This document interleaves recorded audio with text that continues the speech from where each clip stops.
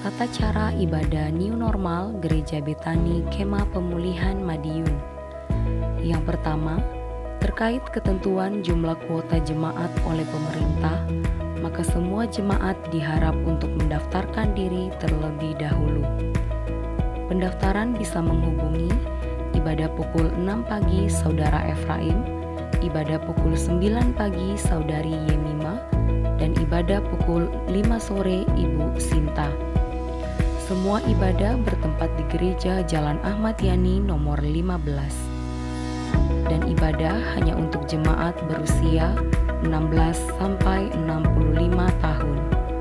Anak-anak usia 16 tahun ke bawah dan 65 tahun ke atas harap mengikuti ibadah online di channel YouTube Successful Betani Families Madiun.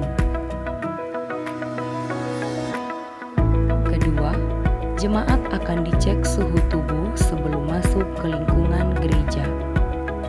Mencuci tangan sebelum memasuki ruang ibadah atau menggunakan hand sanitizer.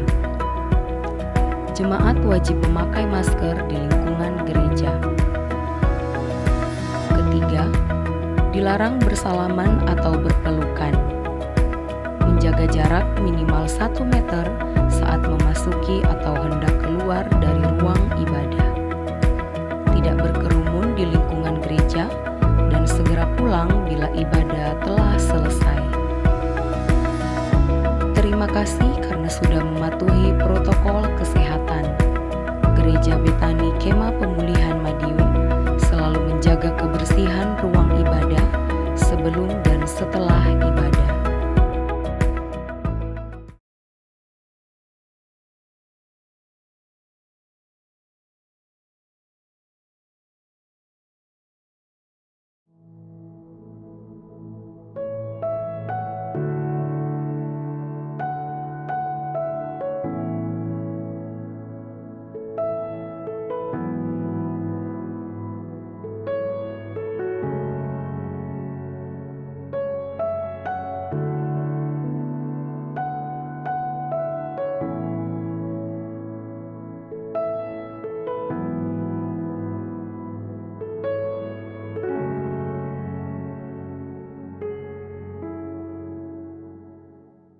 Shalom Bapak Ibu Saudara yang kekasih dalam Tuhan kita Yesus Kristus.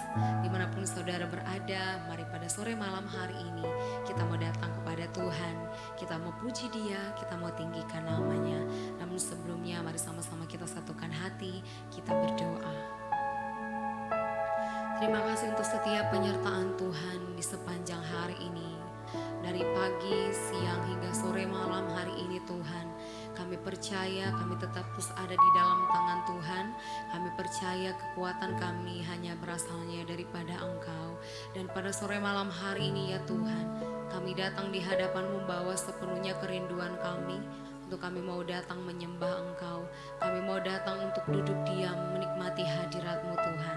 Kami percaya Roh Kudus tetap terus tinggal diam dalam hidup kami.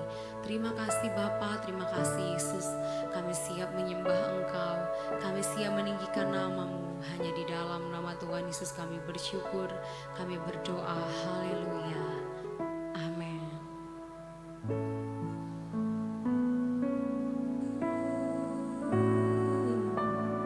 Kini saatnya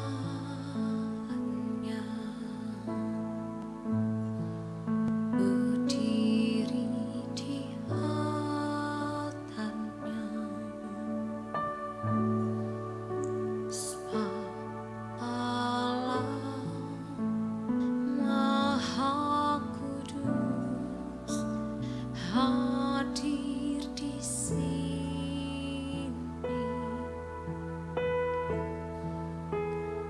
Mari memuji, angkat tangan menyembah, sebab Allah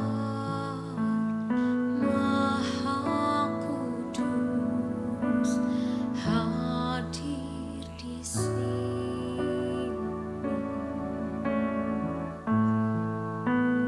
Kini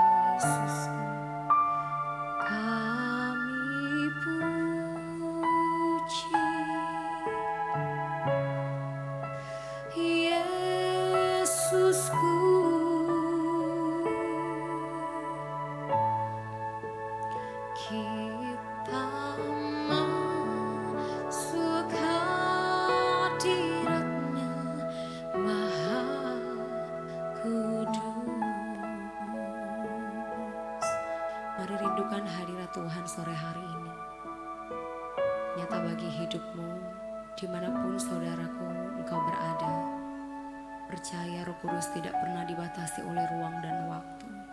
Dan percaya saat ini Roh Kudus sedang bekerja dalam hidupmu, menguasai kehidupanmu, hatimu, pikiranmu, bahkan seluruh aspek kehidupanmu.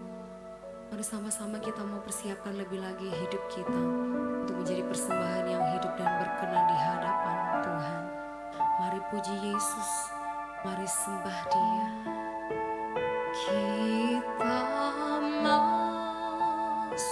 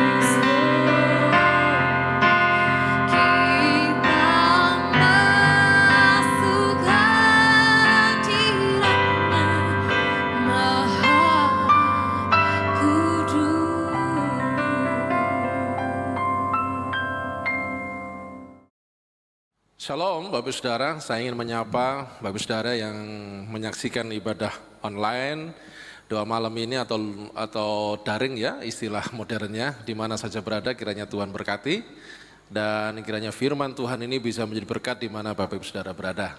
Sebelumnya kita berdoa dulu yuk. Bapak Surgawi, kami berdoa untuk taburan firman Tuhan ini. Pada saat ini kiranya Engkau mempersiapkan hati kami di mana saja berada, kami menyaksikan akan siaran ini, kiranya sungguh-sungguh hati kami dibaca oleh Tuhan menjadi hati yang subur, yang siap ditaburi oleh firman Tuhan. Dan firman Tuhan ini akan bertumbuh, lebat dan tetap dalam kehidupan kami. Roh Kudus, permudah kami untuk kami bisa memahaminya. Terlebih daripada itu, mampukan kami menjadi pelaku-pelaku firman. Dalam nama Tuhan Yesus kami berdoa, haleluya, amin. Ya Bapak Ibu Saudara, saya ingin menyampaikan firman Tuhan pada saat ini yang berhubungan dengan kekinian. Kekinian yang saya maksudkan adalah hari-hari ini kita sedang mengalami apa yang dinamakan dengan wabah pandemi COVID-19 di seluruh dunia ya, termasuk bangsa kita dan kota kita. Nah Bapak Ibu Saudara, ada satu hal pada waktu kita mengalami satu masa pandemi ini, ada hal yang sangat mengganggu dalam kehidupan kita, yaitu adalah ketidakpastian. Nah, ketidakpastian ini merupakan sebuah dampak dari kehidupan pandemi ini, kekasih Tuhan. Ketidakpastian itu bisa kita lihat dalam bidang ekonomi. Ekonomi kita banyak yang tidak pasti ya. Pengusaha-pengusaha besar saja ada yang gulung tikar, ada yang bangkrut, ada yang mem-PHK. Usaha-usaha menengah dan ke bawah pun juga kena imbas yang tidak kalah hebatnya dalam masa pandemi ini. Studi pun juga begitu, belajar pun juga mengalami ketidakpastian. Ada beberapa orang daring atau online di beberapa tempat dalam mengikuti studi, dia mengalami kesulitan dalam kuota, tidak ada wifi, tentunya pembelajaran itu juga susah. Saya pun juga begitu, sewaktu saya kuliah daring dengan mahasiswa-mahasiswa saya, ada banyak di antara mereka yang tidak mengikuti kuliah karena keterbatasan jaringan ya, yang sulit di daerahnya masing-masing. Nah, ada keagamaan pun juga begitu. Kita contohnya misalkan hari ini, kita ibadah pun harus daring, harus online. Ini juga membuktikan bahwa ketidakpastian itu menyerang semua sisi kehidupan. Nah, Bapak Ibu Saudara, mengertikah kita bahwa manusia itu suka yang pasti, manusia itu suka yang pasti. Kalau diperhadapkan pada ketidakpastian, manusia itu akan bingung, bahkan akan merasa cemas dan beberapa orang putus asa, bahkan ada yang bunuh diri. Nah, manusia itu kodratnya suka yang pasti. Karena manusia itu kodratnya suka yang pasti, maka manusia menciptakan satu perilaku rutinitas. Misalkan begini, bangun pagi kita mandi, kita gosok gigi, kemudian kita sarapan, kemudian yang kerja kita bekerja. Itu sudah pasti, akhirnya kita jadi sesuatu yang rutin. Nah, tapi kalau ketidakpastian itu menyerang kita jadi bingung. Misalkan saja kita gosok gigi, kemudian gosok giginya enggak ada, odolnya habis, kita jadi bingung. Itu contoh yang kecil saja Bapak Saudara. Kita bisa membayangkan hal yang besar. Hal yang besar kita pasti. Misalkan saya menggaji karyawan saya 1 bulan berapa? Misalkan 1 miliar bagi pengusaha besar begitu. 1 bulan 1 miliar. Tapi karena bisnisnya tidak pasti, kadang kita berpikir, bulan depan gajinya bagaimana ya? Omsetnya kira-kira bisa nutup enggak ya? Nah, ada banyak orang mengalami kesulitan itu. Nah, pada dasarnya di sini kita melihat bahwa manusia itu suka yang pasti. Suka yang pasti, maka kehidupannya dibikin rutin, Bapak Saudara. Tapi mengertikah saudara bahwa Allah ternyata suka bergerak di ketidakpastian? Bagi Allah, ketidakpastian itu sesuatu yang pasti. Nah, ini satu kalimat filosofi kasih Tuhan. Artinya begini, manusia itu suka bertindak dalam kepastian. Kalau diperhadapkan pada ketidakpastian, manusia cenderung bingung, bahkan stres di dalamnya, depresi. Tapi Allah suka bertindak dalam ketidakpastian. Sebagai orang percaya, harusnya kita bisa memprediksi bahwa ketidakpastian hidup ini pasti akan terjadi. Dan di dalam ketidakpastian itu, Allah tetap melakukan sesuatu yang pasti. Nah, lebih mudahnya mari kita lihat firman Tuhan. Saya akan baca dalam Roma pasal 1 ayat yang ke-16 dan ayat 17. Firman Allah berkata demikian. Sebab aku mempunyai keyakinan yang kokoh dalam Injil. Nah, Bapak Ibu Saudara, dari ayat ini saja manusia yang hidup di zaman Paulus itu merasa heran dengan perubahan Paulus. Paulus dikenal orang yang membenci kekristenan. Paulus dikenal penganiaya orang percaya. Dia nggak suka dengan Yesus. Tapi pada waktu Paulus memiliki satu kehidupan seperti itu, siapa yang sangka, siapa yang memperkirakan bahwa akhirnya dia bertobat? Nggak ada yang memperkirakan. Nah, pada waktu Paulus akhirnya bertobat, Bapak Saudara, dia memberitahu kepada kita bahwa di dalam Tuhan ada banyak ketidakpastian, tapi bagi Tuhan itu pasti. Oke? Nah, ayatnya saya bacakan. Karena aku mempunyai keyakinan yang kokoh dalam Injil. Itu bahasa aslinya begini. Aku tidak malu mengakui Injil. Aku tidak malu mengakui bahwa Yesus itu Tuhan. Enggak malu. Itu yang diterjemahkan dalam bahasa Indonesia, aku punya keyakinan yang kokoh dalam Injil. Dulu aku membenci Injil, dulu aku membenci Yesus, dulu aku membenci kekristenan. Tapi sekarang aku percaya kepada Yesus. Nah, itu dimaksudkan aku punya keyakinan yang kokoh.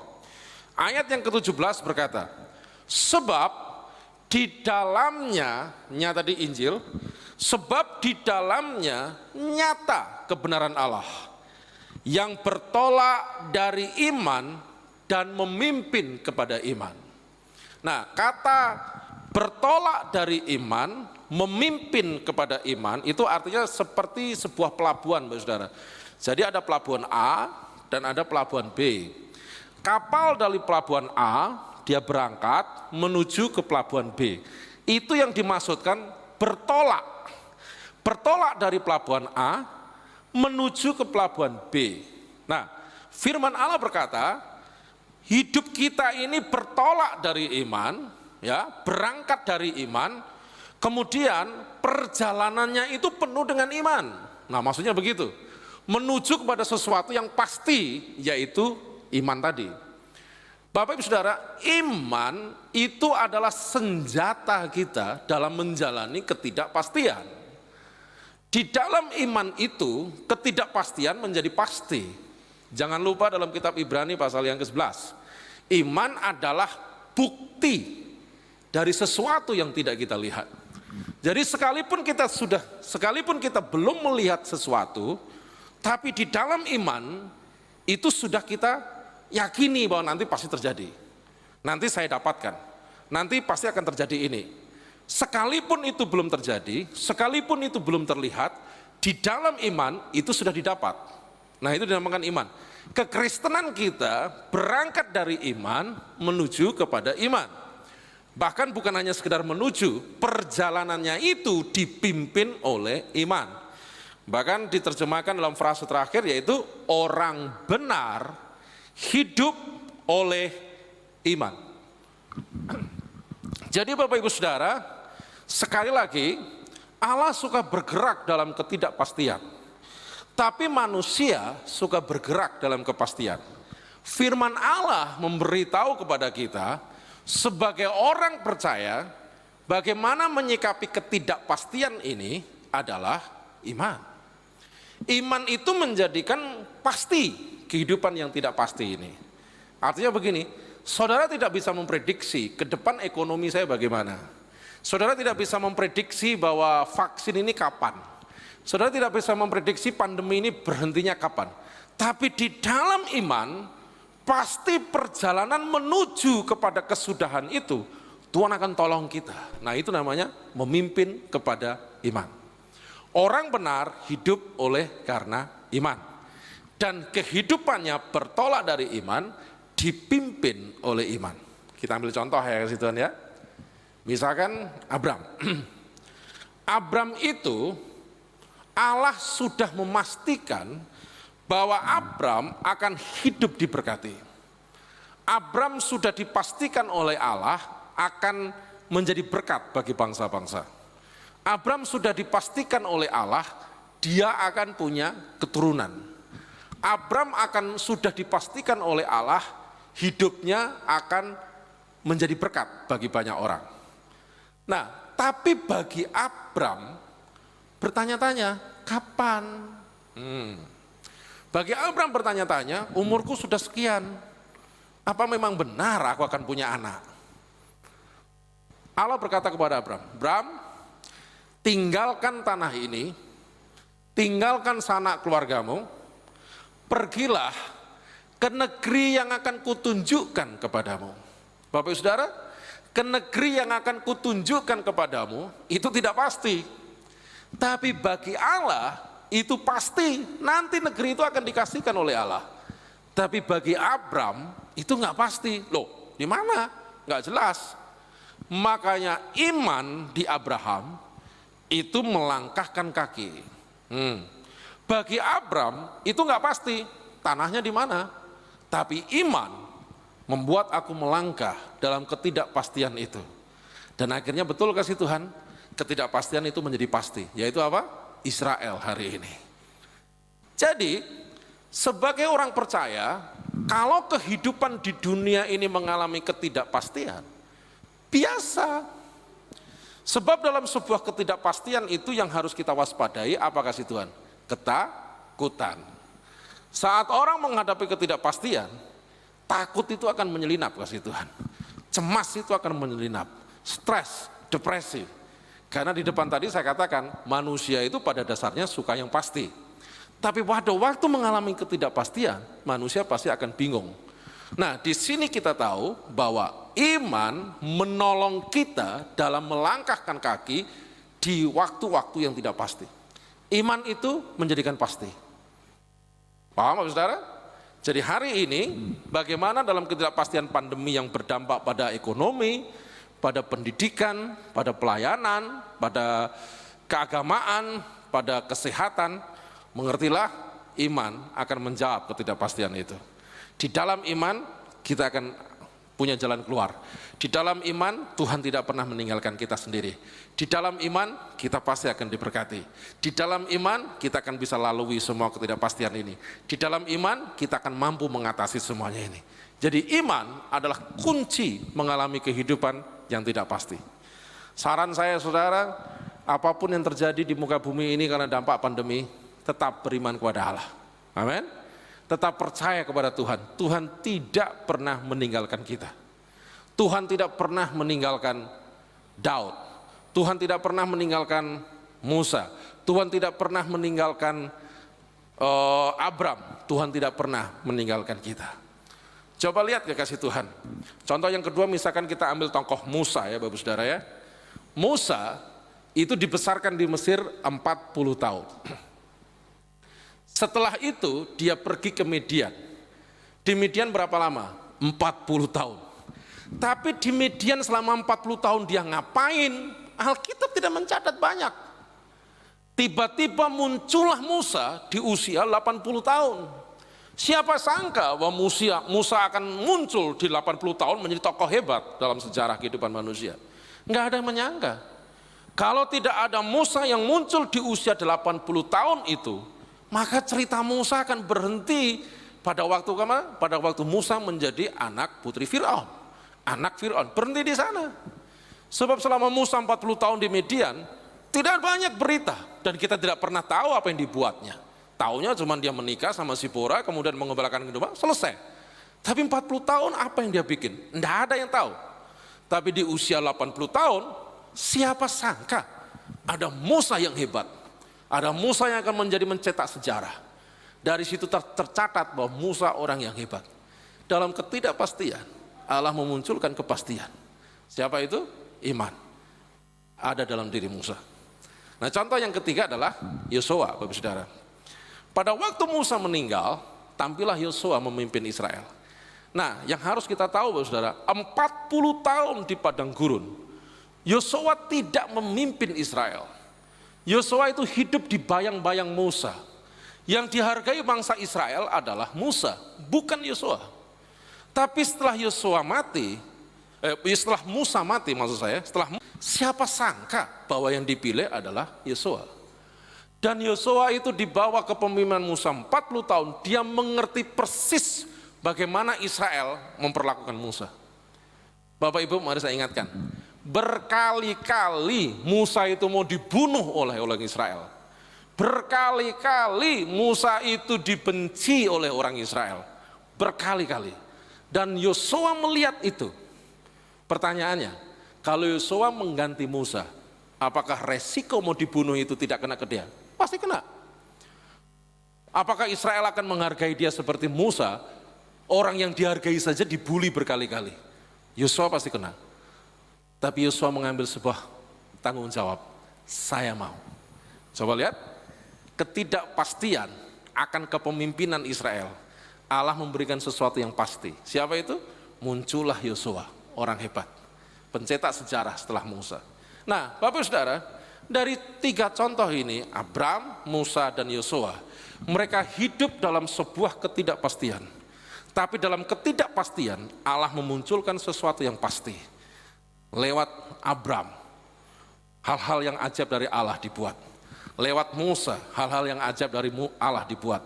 Lewat Yosua, hal-hal yang ajaib dari Allah itu dibuat lewat Yosua. Bapak Ibu Saudara, pandemi boleh berjalan. Dampak dari pandemi boleh kemana-mana dalam kehidupan kita. Ekonomi, keagamaan, sosial, pendidikan, apa saja. Tapi mengertilah, kalau kita orang percaya bisa beriman kepada Allah, Allah akan buat mujizat lewat iman kita. Percayakan hal itu. Sebagai orang percaya dalam sebuah ketidakpastian, jangan buat stres, jangan buat takut. Dari situlah kita akan lihat kuasa Tuhan. Dari situ kita akan melihat mujizat Allah. Dunia boleh resesi, dunia boleh susah, tapi saat kita berdiri atas iman kita kepada Allah, hidup sesuai dengan firman Allah, coba lihat ke depan, mujizat-mujizat Allah pasti dinyatakan. Dan saya percaya, kalau saudara satu persatu yang menyaksikan siaran ini diajak untuk kesaksian, saya percaya mujizat Allah sudah Bapak Ibu rasakan. Bapak Ibu saudara sudah merasakan mujizat demi mujizat satu dengan satunya. Dan ke depan, mujizat Allah masih akan dinyatakan. Percayakan hal itu. Percayalah, orang benar hidup karena iman, dipimpin oleh karena iman. Nggak usah takut, nggak usah cemas, nggak usah stres. Beriman saja, Allah pasti menolong hidup kita. Keluarga kita, ekonomi kita, kesehatan kita, semua akan ditolong oleh Allah. Kita percaya bahwa Allah kita nggak pernah meninggalkan kita. Amin. Kita percaya Allah kita tidak akan pernah membiarkan kita sendirian. Allah akan menyertai kita dalam kehidupan yang tidak pasti ini. Tapi dalam ketidakpastian itu, Allah akan menyatakan mujizat menjadi pasti. Allah akan menolong kita. Beriman kepada Allah. Terus beribadah. Terus puji Tuhan. Terus pelajari firman. Dalam setiap ibadah-ibadah yang sudah luring, yang sudah offline, hadiri. Jangan takut dengan semuanya. Gereja sudah menyediakan protokol kesehatan dengan baik. Gereja sudah memberikan satu sarana kesehatan dengan baik. Datang, sembah Tuhan. Agungkan Tuhan. Muliakan Tuhan. Tinggikan Allah, beriman, saudara akan melihat mujizat demi mujizat. Saya percaya saudara akan mengalami kuasa Tuhan yang luar biasa. Doa saya Bapak Ibu Saudara, dengan siaran ini iman saudara semakin teguh, saudara bisa melihat pemeliharaan Tuhan dalam kehidupan saudara, dan doa saya hari ini juga ketakutan dihilangkan dari kehidupan saudara, dan saudara beriman dan kuasa Tuhan akan dinyatakan. Haleluya.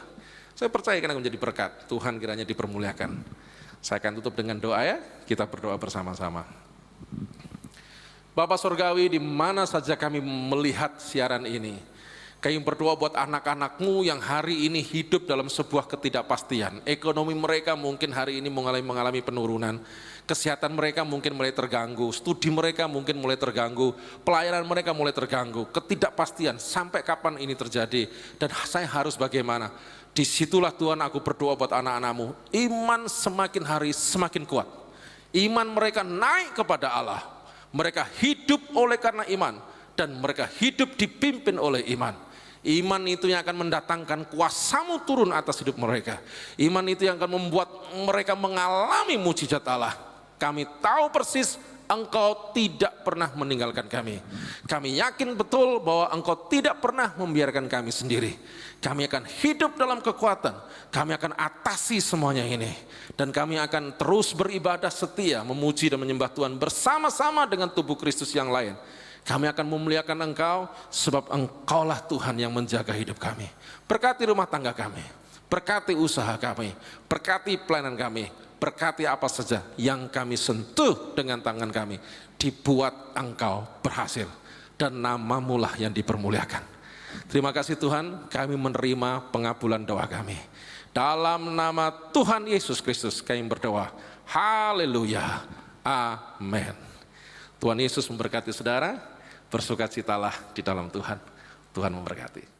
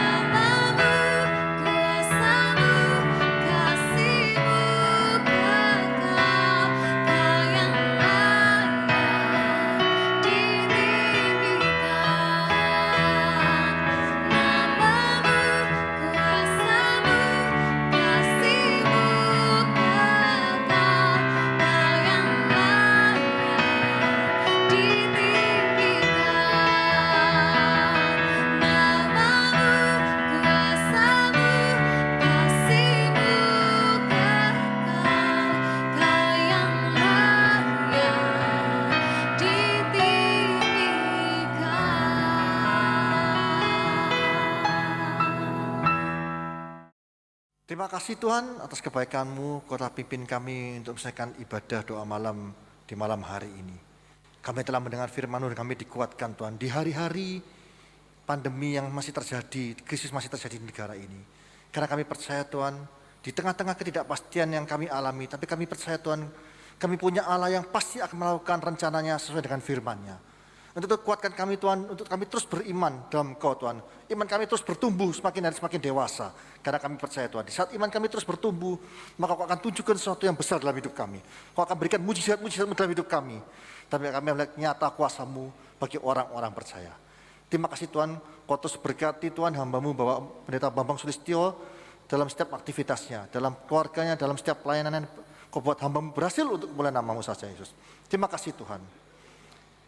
Saat ini Tuhan, kami terus berdoa Tuhan bagi seluruh jemaat-Mu dimanapun berada. Karena kami percaya Tuhan, malaikat terus melindungi dan memagari Tuhan seluruh jemaat-Mu Tuhan. Tidak ada kuasa jahat orang jahat yang mengganggu kami semua. Bahkan Tuhan dari COVID-19 kami percaya Tuhan Kau lindungi kami semua. Dan kami percaya hanya nama-Mu saja yang tinggikan. Terima kasih Tuhan.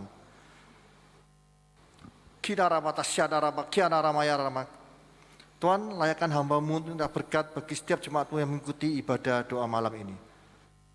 Terima kasih, terimalah berkat dalam nama Allah Bapa, Putra dan Roh Kudus. Hanya di dalam nama Tuhan Yesus kami berdoa. Haleluya. Amin.